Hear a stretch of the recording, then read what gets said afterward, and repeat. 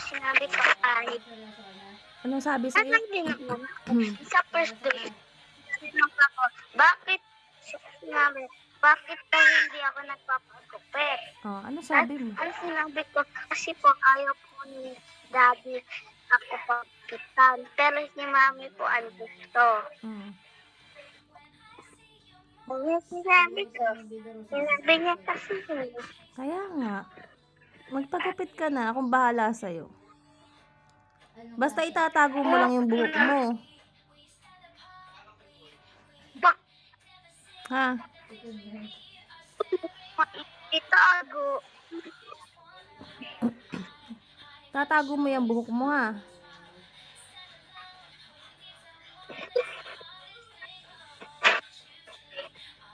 Wait lang.